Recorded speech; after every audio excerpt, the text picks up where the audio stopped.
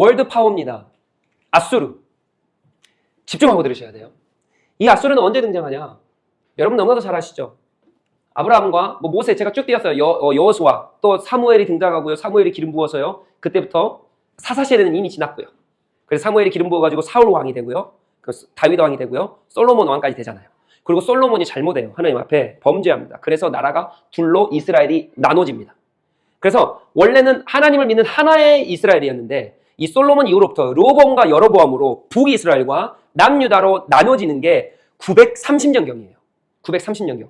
이때 나눠집니다. 주전 930년경. 그러면 이때쯤 해가지고 그 전부터 아수르가 있었거든요. 아수르가 이때 부상을 하기 시작하는데 이때 등장을 합니다. 나라는 두 나라가 됐어요. 북이스라엘과 남유다로 두 나라가 이스라엘이 쪼개집니다. 그리고 두 왕국이 쭉 가는데 이때에 함께 등장한 나라가 바로 아수르예요. 이때 아수르가 세력을 펼치기 시작합니다. 세력을 펼치기 시작하는데 아수르는 잔인하게도 너무나도 잔인한 나라예요. 성경 역사를 보잖아요. 아수르 전에는 원래 포로로 잡혀가는 일도 없었고 나라를 점령을 해가지고 그 나라의 군사를 주둔해서 그 나라를 다스리거나 하는 그런 역사도 없습니다. 전쟁을 안 했다가 아닙니다. 다시 한번요. 아수르 때부터 뭐가 시작하냐면 아수르 전부터 블레셋과 싸우기도 하거든요. 이스라엘이 블레셋과 암몬과 막 싸웁니다. 두로와 시돈과 막 싸워요. 전쟁을 하는데 전쟁만 할 뿐이에요. 나라를 침공하거나 나라를 내가 먹어가지고 포로로 그 나라 백성을 삼거나 그런 일이 없었다고요. 그냥 전쟁을 해서 이겼잖아요. 그러면 우리로 말하면 그냥 세금만, 조공만 받는 거예요. 조공만. 그러니까 그 나라는 그대로 유지해 둡니다. 그래서 너희들 알아서 해. 대신 나에게, 내가 이겼으니까 나에게 조공만 바쳐. 그런 시대였어요. 근데 아수르부터 뭐를 하냐? 아수르가 세계를 평창하기를 시작하면서 엄청나게 크게 확산시키기 시작하면서 이 아수르가 점령하는 곳마다 자기 군사를 배치하고요. 자기 사람을 파송해서 그 나라를 다스리게 하고요. 그 나라를 데려다가 어떻게 해요? 자기 나라 포로로 삼기 시작하고 그래서 그 나라를 완전 말살시켜버려요. 아수르에게 멸망한 나라가 누굽니까? 그래서 북이스라엘이잖아요. 북이스라엘. 북이스라엘을 그래서 북이스라엘 가운데 누가 있었냐면 사마리아라는 지역이 있었어요. 이 아수르가 이스라엘 백성을 잡아갑니다. 포로로 잡아가요. 거기서도 이스라엘 백성이 이방 민족과 혼혈을 하죠. 혼합이 돼요. 그래서 혼혈 민족이에요. 그래서 신약에 가보면 그래서 사마리아인들을 더러운 사람들이라 해가지고 왜냐면 혼혈 민족이거든요. 하나님의 백성은 섞이면 안 돼요. 다른 민족이랑. 그런데 섞였다고 해가지고 사마리아인들을 쳐다보지도 않고 대화도 하지도 않고 아주 개만도 못한 사람들로 여기는 게 그게 신약의 배경 아닙니까? 그 배경 가운데 아수르가 있는 거예요. 아수르가 잡아가고 또한 자기 군사를 아수르가 이 북이스라엘에 배치해가지고요. 거기 가운데 또 혼합을 일으키고 해서 이 북이스라엘은 이 순수 혈통, 이스라엘 혈통이 아니라 유다 혈통이 아니라 섞이는 그런 역사가 일어나죠. 그게 아수르부터 시작됩니다. 점령하고 막 고문하고 뺏고 막 그 나라를 완전 씨앗을 말려버리는 거예요. 예, 그런 정책을 펼쳤던 게 이 아수르. 아수르 때부터 그런 정책을 펼쳐지기 시작하는데 이 나라를 누가 일으키냐면 하나님이 일으킵니다. 여러분 아이러니하죠? 하나님께서 하나님의 백성을 보호하셔야 되는데요. 하나님의 백성을 보호하지 않고 잡아가라고, 잡혀가라고, 혼혈 민족이 되라고 하나님께서 아수르를 하나님께서 일으키세요. 성경을 보면. 놀랍지 않으세요? 여러분 우리는 기억하셔야 돼요. 우리 교회 안 망할 것 같죠? 여러분 예수 그리스도 믿는다고 내가 구원받았다라고 안 망할 것 같죠? 우리도 잘못하면 하나님 앞에 혼납니다. 하나님은 왜 혼내세요? 왜 아수르를 일으키세요? 우리가 그때 당시에 살았다고 생각해 보세요. 그때 당시에는 신과 신의 전쟁이잖아요. 아수르가 이스라엘을 점령을 해버렸으면 누가 진 거예요? 하나님이 진 거거든요. 그러니까요. 아수르 사람들이 얼마나 비웃었겠냐고요. 네 하나님 가짜야. 네 하나님 죽었어. 막 그러면서 얼마나 비웃었겠냐고요. 그럼에도 불구하고 왜 하나님이 그렇게 하셨어요? 그 채찍을 드심으로 말미암아 이스라엘이 돌아오라고요. 너 다른 나라 의지하지 마. 나한테 돌아와. 이거를 알려주시기 위해서 하나님께서 그 치욕을 감당하시면서 하나님께서 이방 민족을 들어쓰세요. 그래서 하박국에는 이런 말이 나오죠. 하나님 어떻게 악인을 들어서 의인을 치십니까? 하박국이 엄청나게 불평을 해요. 그래가지고 하나님께서 근데 영광을 보여주시죠. 내가 뭘 할 건데 너 알아? 정말 악인이 의인을 치는 이 상황 가운데 내가 뭘 할 건지 너 내 지혜를 아냐? 그러면서 어마어마하게 이 하박국에게 막 보여주세요. 말씀하세요. 그래서 그때 하박국이 이런 고백을, 하박국 3장 넘어가잖아요. 주의 영광을 인정하는 것이 온 천하에 많아질 것이다 라고 하는 그 고백을 거기서 하박국이 아 이것도 하나님의 뜻이구나. 이렇게 되는 것도 하나님의 뜻이구나. 근데 성경에 정확하게 또 나와 있거든요. 우리 한번 볼까요? 이사야입니다. 이사야 10장. 제가 1000년의 시간을 다뤄야 되기 때문에 중간기를 다루기 전에 이렇게 깔기 위해서 어마어마한 왔다 갔다 해야 되기 때문에 너무 죄송합니다. 이사야서 10장 5절이에요. 이사야서 10장 5절. 우리 이사야 읽기 전에 이사야서 10장 5절은 어떤 상황이냐면 이때 당시에는요 730년경 740년경 북이스라엘이 722년도에 망합니다. 근데 그 전에 한 30년 전이에요. 이게 지금 30년 전에 북이스라엘과 남유다, 지금 분열왕국이라 그랬잖아요. 배경은 잊지 마시고 분열왕국인데 저 보세요. 그 말씀 거기 하나도 안 나와 있습니다. 북이스라엘과 남유다로 나와 있는데 이때의 왕이 누구냐면요 아하스 왕과 히스기야 왕과 요람 왕 때예요. 근데 이때에 북과 이스라엘이 사이가 안 좋아요. 자기들끼리 싸우기 시작해요. 그래서 북쪽의 이 왕이 그 위에 아람, 다메섹, 즉 시리아죠. 세계사로 보면 이 시리아랑 연합군을 맺어가지고 남유다를 치러 내려옵니다. 그러니까 기가 막힌 일이죠. 남유다를 치러 내려와요. 아니 어떻게 한 민족을 그렇게 다른 이방 민족이랑 연합을 해서 치러 내려와요? 그래서요 이 아하스 왕이 이 히스기야 왕이 이게 너무 두려운 거예요. 왜요? 이때 당시에 아람, 이 다메섹, 시리아가 어마어마한 나라였거든요. 그러니까 여기랑 북이랑 합세해가지고 치러 내려오니까 이 아하스 왕이 어떻게 하냐? 너무 두려운 거예요. 그래가지고 누굴 의지하겠습니까? 누구 의지해야 돼요? 이스라엘은 하나님 의지해야 되잖아요. 이 남유다가 하나님을 의지해야 되는데 하나님을 의지하지 않고 누구를 의지하냐면 그때 어마어마하게 세력을 펼치고 있던 아수르 의지해요. 아수르. 그래가지고요 이사야가 이 편지를 쓰는 겁니다. 그 배경을 가지고 보세요. 5절 읽읍시다. 다 같이요. 아수르 사람은 화 있을진저 그는 내 진노의 막대기요 그 손에 몽둥이는 내 분노라. 아멘. 여기서 아수르가 뭡니까? 내 진노의 막대기. 하나님께서 이렇게 말씀하시는 거예요. 너 아수르 누군지 아니? 이 아하스 왕아, 이 남유다야, 너가 지금 나를 의지해야지 아수르를 의지해? 근데 아수르가 너 눈에 보기에는 너무나도 큰 민족 같지? 어마어마한 제국 같지? 아수르 의지하면 너가 이길 것 같지? 북이스라엘과 그 연합군, 그 아람의 그 어마어마한 연합군을 네가 아수르를 의지하면 이길 것 같지? 근데 아수르가 누군지 아니? 내 손 안에 있는 몽둥이랑 똑같은 거야. 그래서 아수르를 내가 원하면 쓰고 내가 원하면 버릴 수 있는 그런 몽둥이만도 못한 그런 하찮은 나라야. 너가 보기에는 너무나도 큰 나라지만, 큰 제국이지만 내가 보기에는 이런 나라야. 그래서 하나님께서 말씀하세요. 이 내 몽둥이거든? 너가 아수르 의지해? 오케이. 그럼 내가 이 몽둥이를 들어가지고 진노의 몽둥이라고 그러잖아요. 심판의 몽둥이. 내가 너를 칠 거야.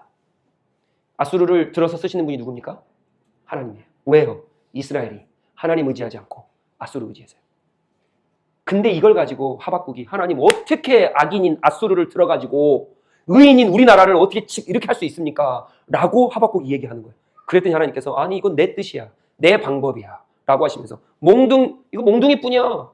너희들이 볼 때 어마어마한 나라지. 내가 볼 때는 하찮은 아무것도 아닌 내 피조물밖에 안 돼. 내가 이 나라를 들어서 너희들을 단단히 심판하고 또한 너희를 돌이킬 건데 이 온 인류의 주가 누구인지 왕이 누구인지 너희가 반드시 알게 될 거야 라고 하는 구절이 이거예요.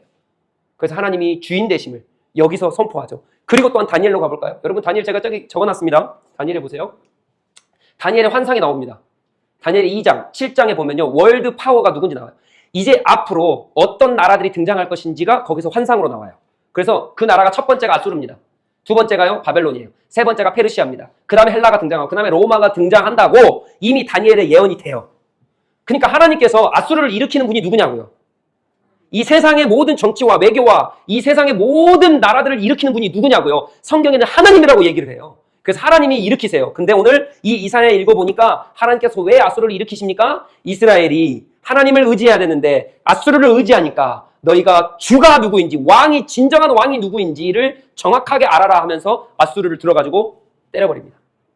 아니 아수르를 의지했는데 아수르가 때려버려요. 그래가지고 아수르가요 북을 완전 쓸어버립니다. 그래서 722년도에 그래서 이 아수르가 완전 쓸어버리고요 701년도 20년이 지난 이후에 이 남유다도 산헤립이라는 왕이 등장을 해요. 성경에 보면 그 왕이 이 남쪽까지 쳐들어와가지고요 이 아주 유다를 쑥대밭으로 만들어놔요. 그런데 그때에 유다 왕이 하나님께 기도합니다. 하나님 우리 살려주세요. 아수르가 너무 잔인하죠. 너무 무섭죠. 하나님 살려주세요. 그래가지고 하나님이 유다를 지키세요. 그때. 그래서 산헤립으로 또 보호하십니다. 이때에 48개 성읍이 있었는데 47개의 성읍이 모든 성읍이 다 붙어서 없어져버려요. 산헤립이 들어와가지고. 근데 한 성읍만 남겨요. 거기 어디입니까? 유다의 중심. 예루살렘만 남겨요. 하나님께서. 하나님 그런 분이에요. 그 어마어마한 여러분 보세요. 아수르가 이렇게 크다니까요. 여러분 이거 보이십니까? 이스라엘이 어디 있는지 아세요? 여기 있어요. 여기. 요거 조금. 이집트 다 먹었어요. 아수르가. 여기 쭉 해가지고 이제 아시아까지 해가지고요. 여러분 중동까지 해가지고 다 먹었습니다. 이게 아수르의 어마어마한 파워예요. 여기 조금 있다니까 지금 이 이스라엘이 48개 성읍이 다 끝나버려요. 다 47개가 다 불타서 없어져 버리고 사내립이 이제 유다만 딱 이 침공하면 되는데 그 한 성읍을 하나님 앞에 기도함으로 해서 하나님께서 보호하시고 지키십니다. 그래가지고 아수르가 해가 지기 시작해요. 누가 등장을 하냐? 바벨론이 등장을 해요. 바벨론도 누가 일으킵니까? 하나님께서 일으키세요. 다니엘서 이미 예언돼 있죠. 근데 이때 당시의 배경은 이러합니다.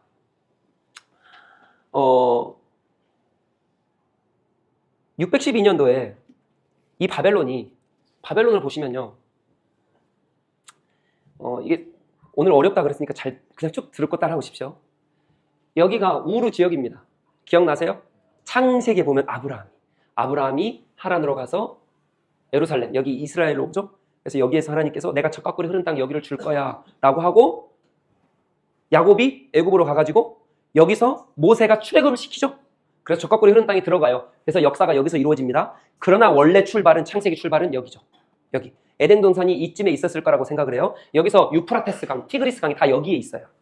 이 유프라테스 강에 바벨론 지역이 있고요. 티그리스 강에 여기 아수르 지역이 여기 있습니다. 아수르가 이렇게 컸는데 이 조그마한 바벨론은 한 성읍밖에 안 돼요. 그러니까 한마디로 말해서 이 목포 지역밖에 안 됩니다. 그런데 여기 한 몇백 배 될 거 아니에요. 이 어마어마한 이 중동과 이 아프리카, 이 이집트와 이거 다 먹었는데요. 이 지역을 이 바벨론, 이 한 도시가 불가능한 일이죠. 세계 역사적으로 불가능한 일입니다. 이 한 도시가 한 제국을 먹는 일이 등장을 해요. 그게 언제냐? 612년도에 이 바벨론이 나와가지고요. 이 아수르의 수도인 니느웨, 이 니느웨를 먹습니다. 여러분 니느웨는 어디냐? 요나 아시죠? 요나가 하나님께서 니느웨로 가라 그래요. 근데 니느웨를 안 가고 다시스로 가잖아요. 근데 다시스로 갔다가 큰 물고기가 먹어가지고 다시 니느웨를 보내지는. 그래서 니느웨에게 복음을 전파하니까 어떻게 돼요? 니느웨가 왕까지도 다 주님 앞에 회개하고 돌아오는 놀라운 역사가 있어요. 그래서 아수르도 이방 민족이지만 하나님 앞에 요나 때는 하나님 앞에 돌아오는 놀라운 역사가 일어나는 거예요. 근데 왜 요나가 다시스로 니느웨를 안 가고 싶었어요? 너무 잔인하게도 이스라엘을 침공했잖아요. 이스라엘 괴롭힌 나라가 아수르 아닙니까? 근데 거기를 어떻게 가요, 요나가? 하박국이랑 똑같은 얘기하는 거예요. 하나님 어떻게 악인들을 구원하십니까? 이런 말 하는 거예요, 요나가. 자, 그런 배경입니다. 나중에 제가 선지자 가면 다 설명해 드릴게요. 아무튼 이런 배경에 이 바벨론이 여기 니느웨를 침공을 해요. 그래서 여기가 함락이 됩니다. 니느웨가 수도예요. 그럼 수도가 612년도에 함락이 되어지는데 나머지는 아직 지키고 있는 거야, 아수르가. 근데도 수도가 타격을 입으니까 어떻게 휘청하는 거예요. 이때 바벨론이 등장을 해요. 그래서 여기를 함락을 시키는데 같이 있던 이 애굽, 여러분 애굽도 강대국입니다. 애굽은요 역사 흐름을 보잖아요. 있었다가 없었다가. 왜냐면 옆에 잘 붙어요. 애굽은 강대국에 잘 붙어가지고 살아남다가 또 있었다가 없었다가 왔다 갔다 하거든요. 이때의 이 애굽이 누구에게 붙어 있어요? 아수르에게 붙어 있어요.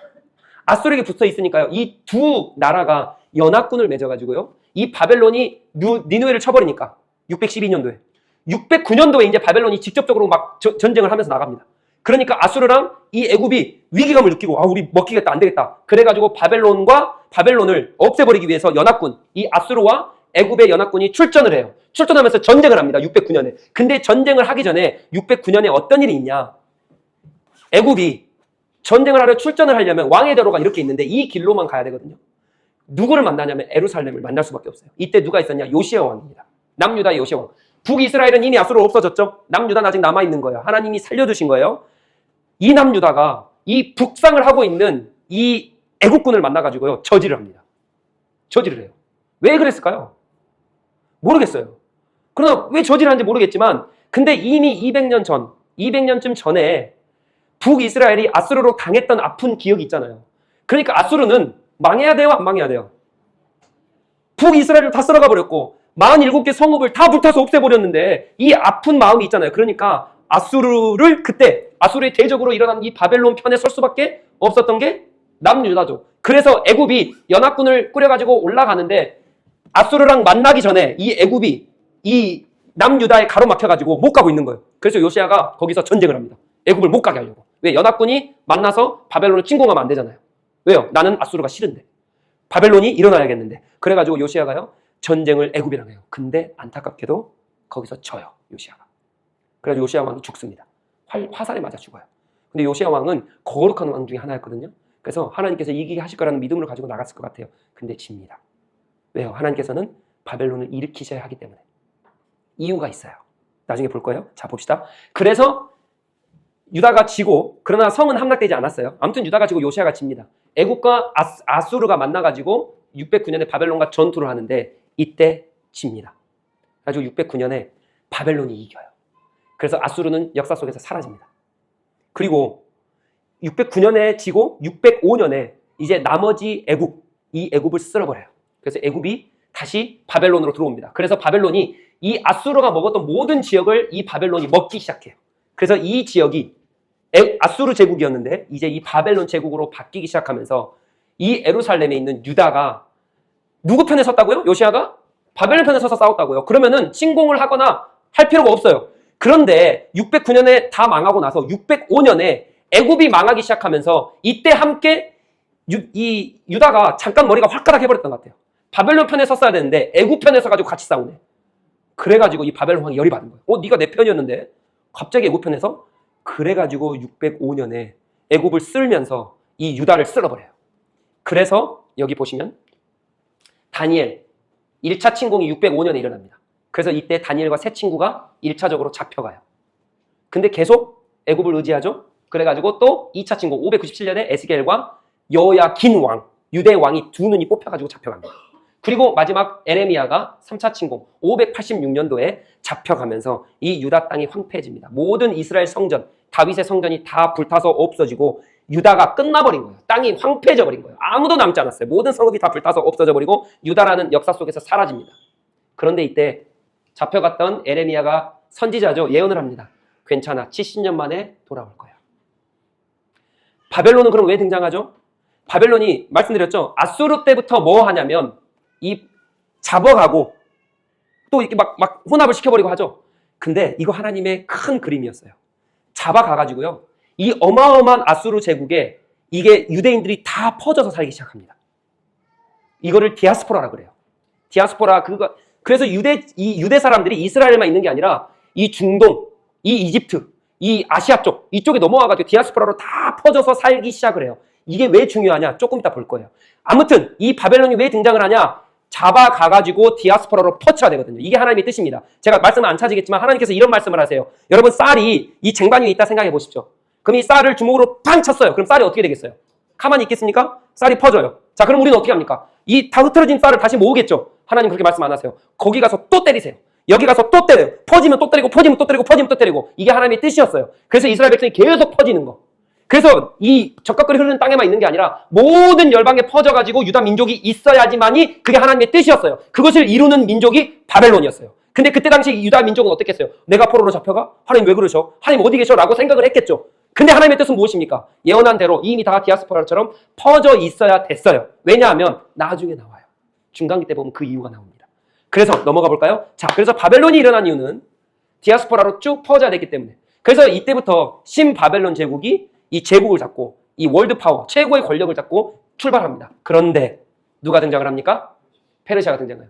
여러분 페르시아는 왜 등장해요? 또 이유가 있겠죠. 하나님이 이유가 있으신 거예요. 이미 다니엘 때 예언이 돼 있는데 그 이유가 뭐냐? 에스겔을 통해서요. 죄송합니다. 에레미야를 통해서 몇 년 만에 돌아온다고요? 70년 만에 돌아온다는 예언을 하셨어요. 그러니 70년 만에 돌아오게 하게끔 하기 위해서 이제 누구를 쓰시냐면 여러분 너무나도 잘 아시죠? 페르시아의 고레스 왕이에요. 고레스 왕. 몇 년입니까? 539년에 1차 포로 기한이 진행됩니다. 바벨론은 자기 나라로 잡아갔기 때문에 귀환을 시킬 수 있는 그런 게 아니에요. 그러니까 다른 어떤 제국이 등장을 해야 되는데 여러분들 그거 아세요? 페르시아라는 제국은요. 앞에 있는 아수르랑 바벨론보다 더 잔인한 제국 중에 하나였어요. 잔인하게 아주 그냥 여러분 그 영화 300 아십니까? 그 300명에 수만 명이 와가지고 전쟁하는 그 나라 있죠. 그 나라가 페르시아거든요. 아주 뭐 300명 오고 필요 없어요. 그냥 다 쓸어버리 어디나 다 쓸어버리는 나라가 아주 사람의 가죽까지 다 벗겨가지고 막 차게 꽂아가지고 들고 다니는 그 나라. 그 나라가 이 페르시아입니다. 이 페르시아가 등장을 해요. 그런데 하나님께서 하나님 뜻을 이루셔야 되잖아요. 그러니까 너무나도 감사하게도 이스라엘 백성에게만큼은 너무나도 자유를 줬던 게 이 페르시아입니다. 다른 나라는 다 쓸어버리거든요. 막. 그래서 여러분 그거 아세요? 이게 페르시아 제국입니다. 아까 아수르랑 바벨론 보셨죠? 여기까지였어요. 근데 얼마나 더 먹은지 보실래요? 반을 더 먹어버려요. 이게 페르시아입니다. 얼마나 잔인하게 막 도시들 나라들 다니면서 다 쓸어 먹어 아주 그냥 잔인하게 그냥 막 다 다니면서 다 전쟁하면서 다 죽여버려요. 이게 페르시아예요. 그러니까 바벨론과 아수르가 가지고 있던 이 영토보다 반 절반 이상을 200%를 더 먹어버리는 게 이 페르시아예요. 그런데 남유다에게는 아주 친절하게 고레스가 칙령을 발표해요. 돌아가라. 오케이, 돌아가. 그래서 누가 처음에 오죠? 스룹바벨이 오죠. 그리고 누가 있냐면 여러분 에스더 아십니까?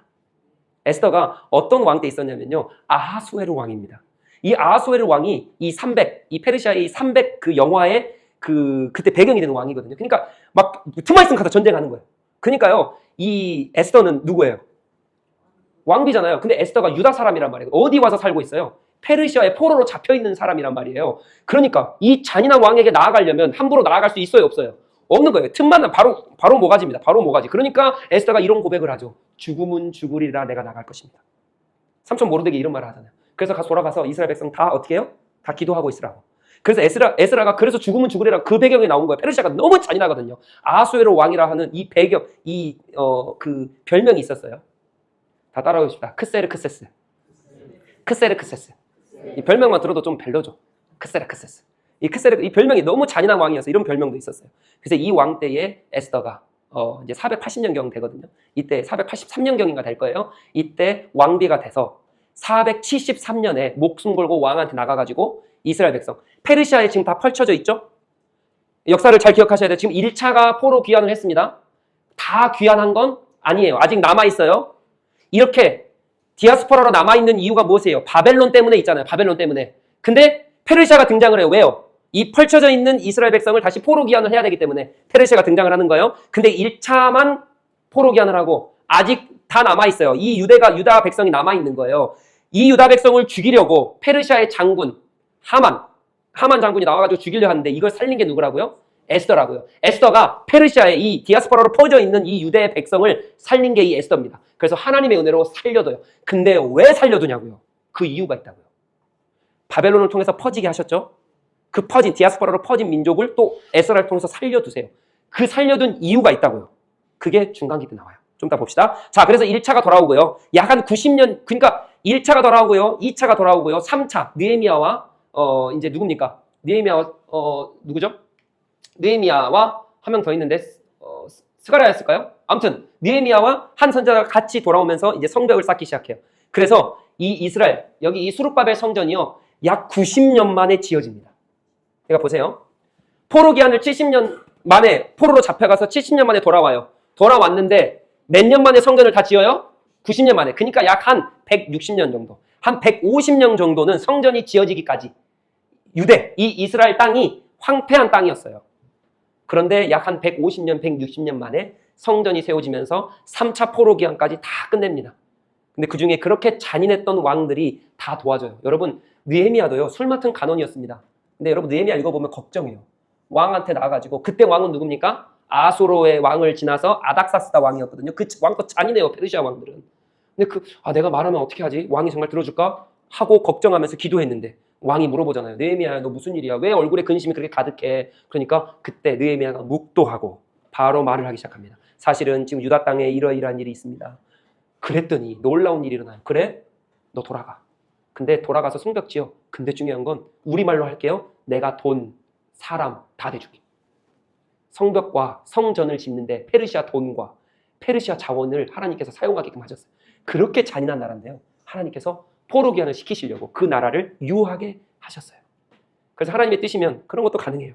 그래서 다 돌아와서 약 한 150년 만에 성전도 다 성벽도 완성이 되고 다 완성이 됩니다. 그런데 3차까지 다 포로 귀환을 했죠? 포로 귀환을 했잖아요? 그런데도 아직까지도 이 페르시아 전 지역에 디아스포라로 남아있는 유다 백성이 있었을까요? 없었을까요? 아직까지도 있어요. 근데 그 이유가 있습니다.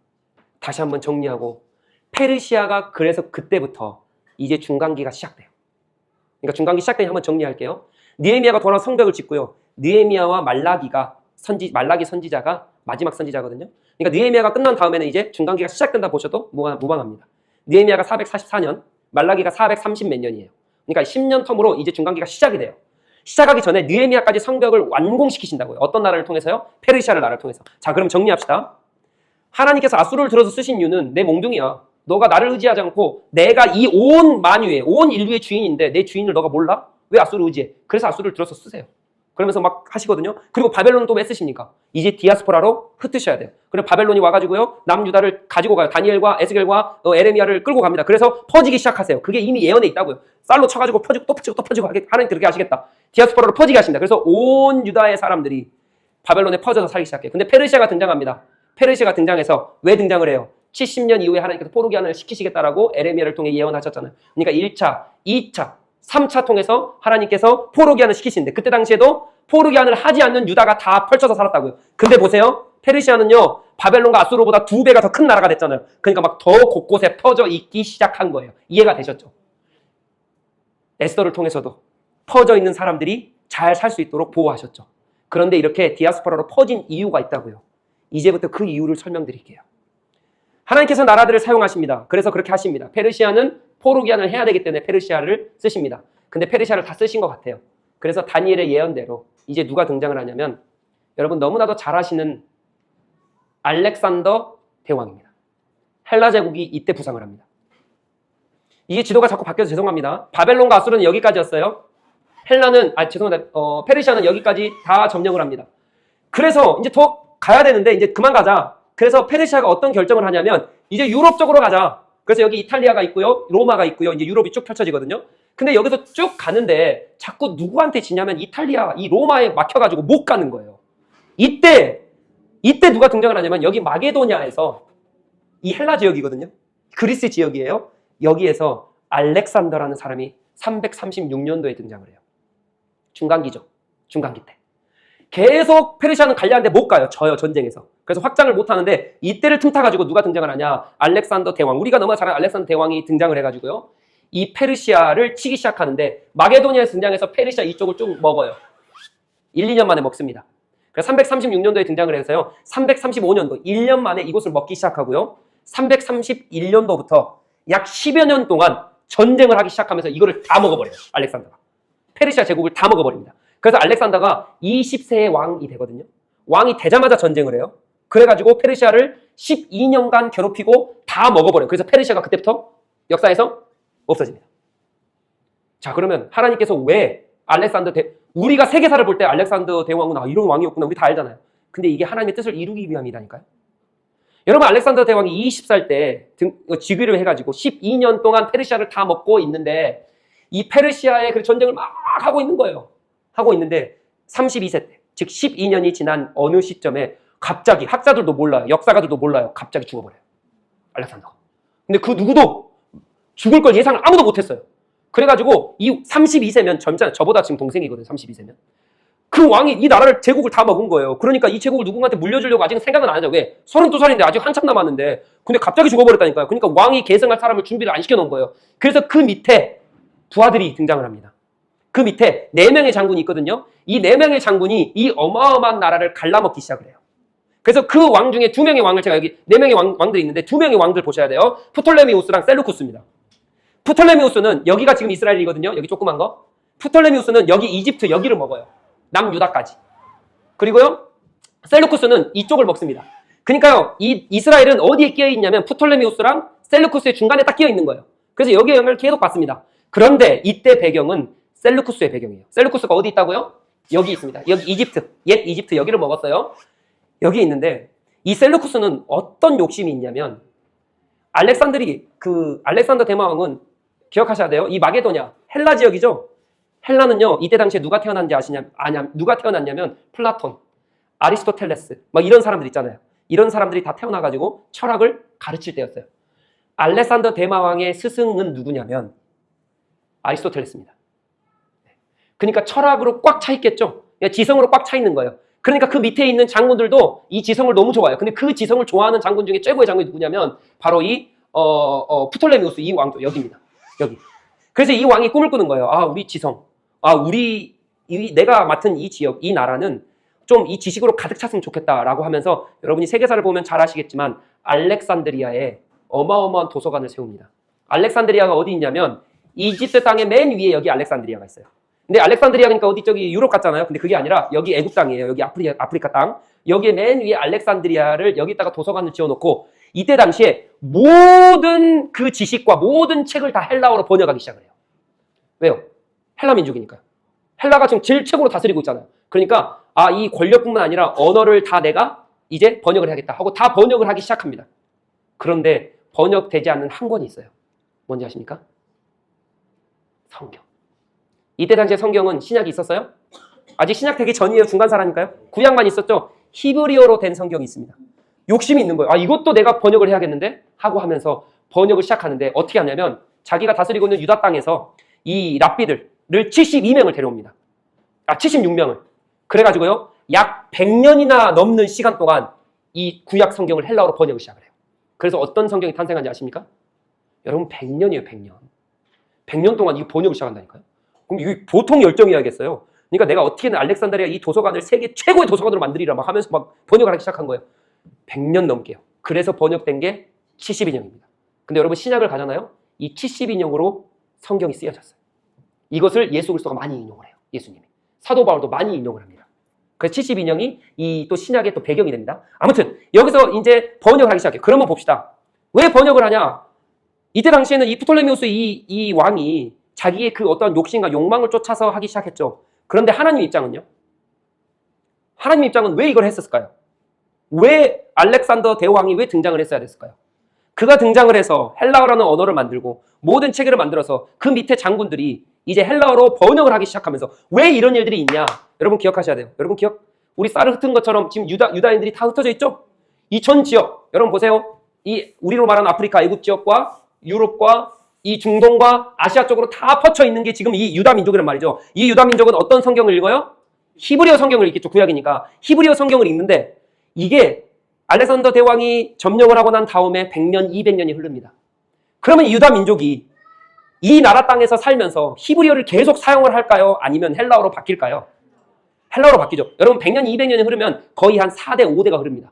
여러분 제가 미국에서 생활을 했지만요. 여러분 한 대만 지나도 1세대만 지나도요. 한국어 까먹습니다. 1세대만 지나도 까먹어요. 근데 4세대, 5세대, 200년이면요. 4세대, 5세대가 지난다니까요. 그러면 히브리어를 유다 이 민족이 히브리어를 갖고 있을까요? 아니면 그때 당시에 공통어로 사용했던 헬라어로 바뀌었을까요? 당연히 헬라어로 바뀌죠. 그러니까 뭐가 단절됩니까?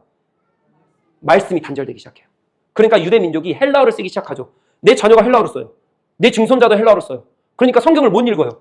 그러니까 하나님께서 누구를 등장시키냐면 그래서 알렉산더를 등장시키고요. 장군들을 딱 배치한 다음에 알렉산더를 10년 만에 데려가시죠. 그러면 장군들을 배치해서 이집트에 알렉산더의 그 도서관을 세우면서 안 되겠다. 이제 언어가 끊겼어. 그러니까 헬라어로 내가 번역을 한 다음에 이 유다 민족이 히브리어를 쓰는 게 아니라 헬라어를 쓰고 있기 때문에 계속적으로 하나님의 말씀은 가야 되잖아요.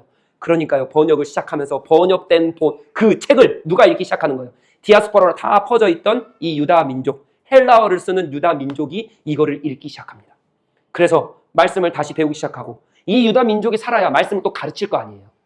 그럴 거 아닙니까? 그렇기 때문에 알렉산더 대왕을 사용하신 게 그 하나님이에요. 그래서 왜 헬라 제국이 왜 부상합니까? 하나님의 말씀이 언어가 끊기면 안 되기 때문에 하나님께서 그렇게 하신 거예요. 그래서 헬라 제국을 통해서는 언어가 준비가 됩니다. 언어가. 이게 중간기 때예요. 근데 언어가 준비가 되기 위해서는 왜 배경이 어디로부터 가야 됩니까? 바벨론부터 가야 돼요. 흩어져야 되잖아요. 디아스포라로 흩어졌어야 되고 페르시아로 흩어져야 되고 귀환해야 되고 등등 이런 일들이 다 필요한 거예요. 그래서 때가 참에 이제 또 알렉산더 대왕을 또 등장을 시키시면서 이제 다 끝난 것 같아요. 그래서 200년이 지난 시점 146년에 로마라는 제국이 또 등장을 해요. 복음 전파할 준비가 끝났습니다. 우리는 이 중간기를 하나님께서 말씀을 안 하셔 침묵기로 보지만 아니요, 하나님께서는 일하고 계세요. 종교적으로 일하신 게 아니라 나라와 정치와 이 제국들을 통해서 하나님께서는 언어를 깔아놓으셨어요. 알렉산드리아를 통해서. 그래서 헬라 제국을 통해서 언어를 깔아놨는데 언어만 가지고 있으면 됩니까? 성경어만 가지고 있으면 됩니까? 이때 당시에 뭐가 필요해요? 차가 있습니까? 뭐 통신수단이 있습니까? 뭐가 있습니까? 그러니 하나님께서 로마를 등장시키세요. 146년도에 로마가 등장을 해서 이 알렉산드리아부터 해가지고요. 하나하나 이 헬라 제국을 먹기 시작합니다. 그래서 100여 년 동안 전쟁을 해요. 그래서 여기에 제가 적어놨어요.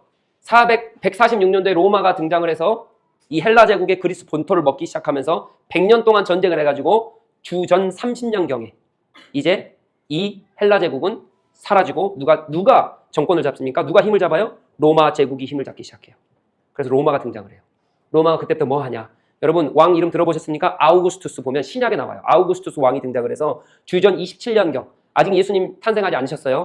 아직도 중간기입니다. 이때 주전 27년경 이 로마가 등장을 해서 팍스 로마나 기억하십니까? 팍스 로마나. 로마가 땅을 깔기 시작을 해요.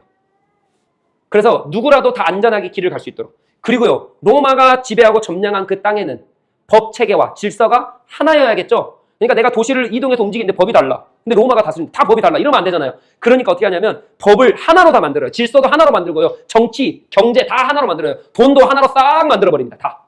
그래가지고 길도 하나로 다 로마로 통하게 만들고 길도 다 깔아놓고 법, 질서 다 하나로 만들어놔요. 그래서 헬라 시대 때 번역된 이 성경을 가지고 길을 통해서 로마가 깔아놓은 길을 통해서 복음을 전할 수 있는 길이 생기고, 그리고 보세요. 법이 다르면 안 되죠. 나라와 나라를 가는데 법이 다르면 안 돼요. 그렇기 때문에 법을 하나로 만들면서 그냥 쉽게 아무나 다 돌아다닐 수 있도록. 또 돈도 다르면 안 되잖아요. 내가 가서 먹고 살아야 되고 복음을 전할 때 돈을 사용해야 되는데 돈이 달라, 지폐가 달라, 그러면 안 되잖아요. 법 체계가 달라, 그러면 안 되잖아요. 그러니까 이것을 누가 만드셨냐? 하나님께서 로마를 통해서 다 하나로 만들어버리셨어요. 그래서 로마가, 여기가 이스라엘이거든요. 페르시아와 바벨론과 아수르는 이쪽이었어요. 근데 로마는 이 지중해 중심으로 여기를 다 먹기 시작합니다. 그래서 여기가 유럽까지 싹 다 로마 손 안에 들어가기 시작해요. 그래서 로마가 법을 하나로 만들고 길을 다 깔아요. 여러분, 그래서 헬라를 통해서 뭐예요? 이제 복음이 다 전파됐어요. 아니, 죄송합니다. 복음이 다 번역이 됐어요. 성경이 번역이 됐고요. 이 성경을 들을 만한 이제 사람들도 있겠죠.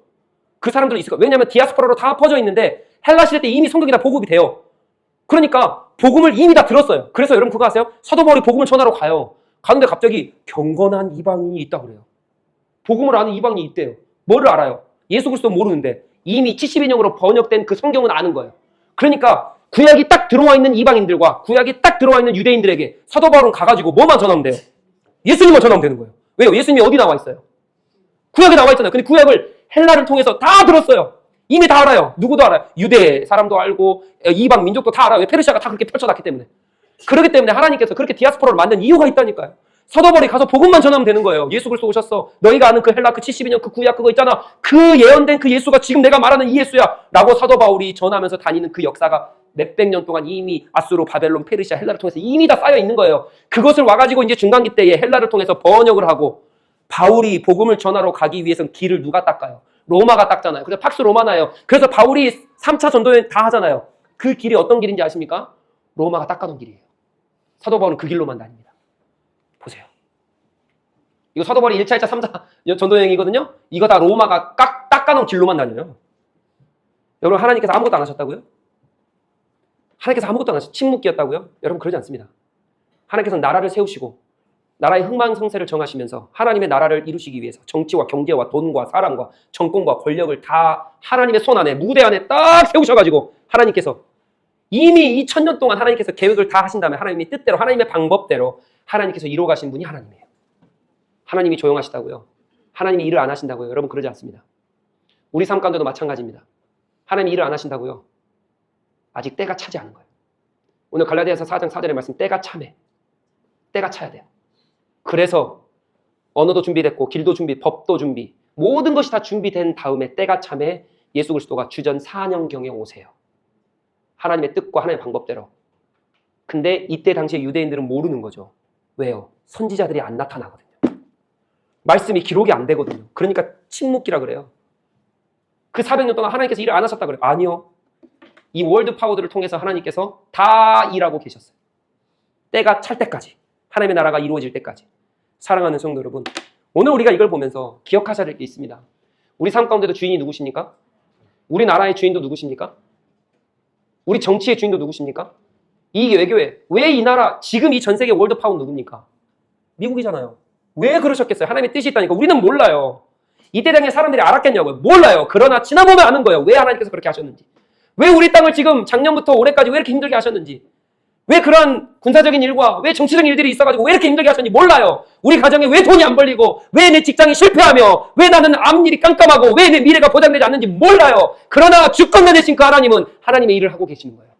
그걸 믿으시라고요. 때가 참에 하나님께서 이루신다고요. 때가 참에 하나님께서 하신다고요. 그렇기 때문에 원망하지 말고 하나님을 붙들고 믿음으로 붙들고 하나님께서 성경에서 이렇게 하셨지.